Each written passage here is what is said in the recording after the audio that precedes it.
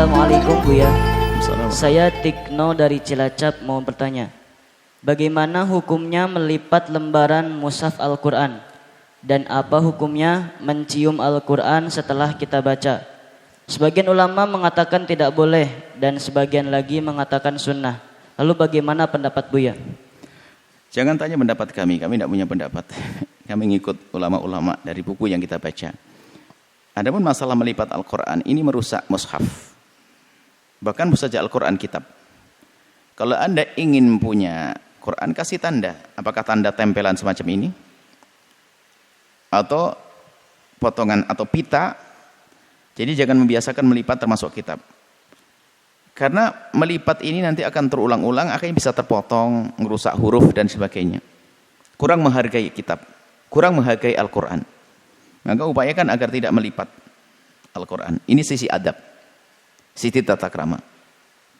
Selagi tidak merusak, tidak haram, tapi yang jelas kurang adab.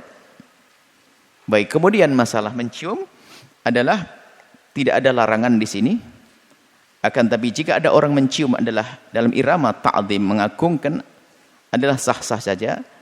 Karena isyaratnya adalah mengagungkan kalamullah. Jadi tidak ada riwayat pelarangan sama sekali dari baginda Nabi sallallahu alaihi wasallam. Jadi kalau ada yang mengatakan itu adalah diharamkan, sama sekali tidak ada larangan dari Nabi sallallahu alaihi wasallam. Ini enggak. Jadi Anda boleh menciumnya. Apalagi jika dalam menciumnya Anda ada makna ta'zim, mungkin karena Anda telah meletakkan di tempat yang salah, kemudian Anda agungkan, itu kan bentuk pengagungan saja. Dan Al-Quran perlu diagungkan karena kalamullah, perlu dimuliakan. Bahkan tempatnya pun perlu ditinggikan. Bahkan kalau kita nyusun kitab dengan kitab, maka Al-Quran adalah paling tinggi. Jadi enggak ada tentang mencium Al-Quran, tidak ada larangan. Dan itu adalah, bahkan para salaf melakukan mencium Al-Quran, mencium mushaf itu ada. Jadi mencium mushaf wajar, mencium. Bukan suatu, artinya tidak ada larangan dalam hal ini. Selagi tidak ada larangan, tidak boleh dikatakan itu haram, apalagi dikatakan itu bid'ah. Wajar, itu adalah karena kalamullah, boleh dimuliakan. Dimuliakan kalamullah. Bahkan menempatkannya pun, cara membawanya pun kita harus dengan hormat. Tidak boleh dalam keadaan kita punya hadas dan seterusnya. Termasuk mencium adalah diperkenankan.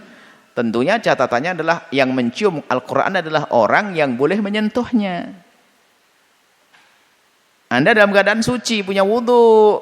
Kalau Anda yang tidak boleh menyentuh, ya jangan mencium dong. Anda kecuali darurat, menyentuh Al-Quran dalam keadaan darurat. Dan juga menciumnya dalam keadaan darurat. Misalnya apa? Anda di sebuah perjalanan, banyak orang berlalu lalang, ada mushaf jatuh. Kalau Anda biarkan keinjak sama orang, Anda dalam keadaan haid, wanita haid, Anda nggak punya wudhu, ambil, simpan, muliakan agar tidak diinjak orang. Boleh. Jadi memegangnya ini adalah darurat. Bahkan ini menolong agar Quran tidak diinjak-injak. Setelah itu, setelah Anda terbebas di tempat yang aman, langsung Anda letakkan. Anda berwudu setelah itu.